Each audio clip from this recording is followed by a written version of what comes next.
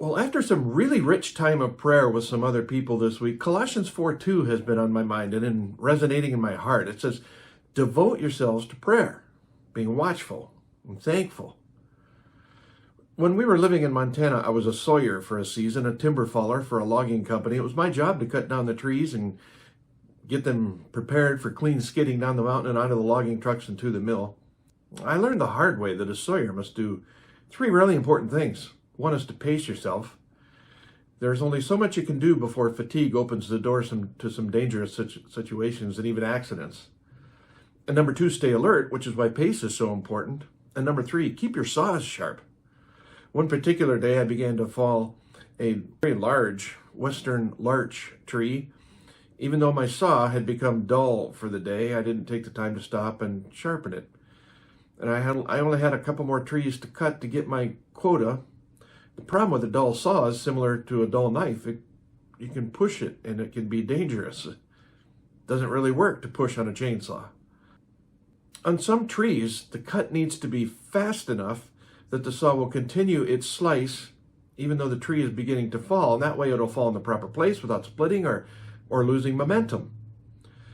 If a sawyer fails to fall the tree strategically and efficiently, it can get hung up on another tree, it can land in the wrong place, it can slide down the mountain, it can damage other trees, and it can set up dangerous accidents. So my saw was dull. It didn't cut fast enough to create strategic and sustaining lean for the tree, and a sudden gust of wind caused it to sit back on my saw, and it was pinched.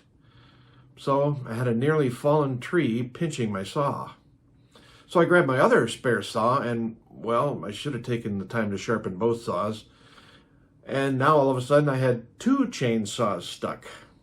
As I sat there in frustration, a sudden gust of wind popped the tree right off the stump with this deep resounding snap.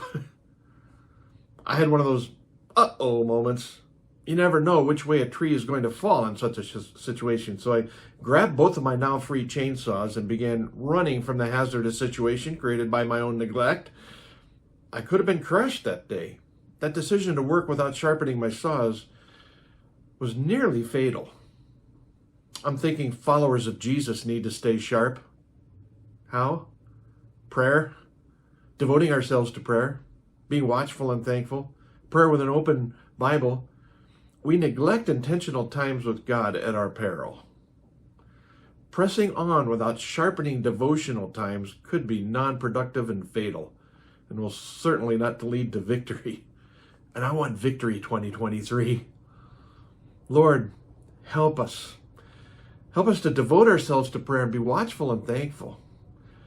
Help us, Lord, to take time, strategic, intentional time, that you can sharpen us. In Jesus' name.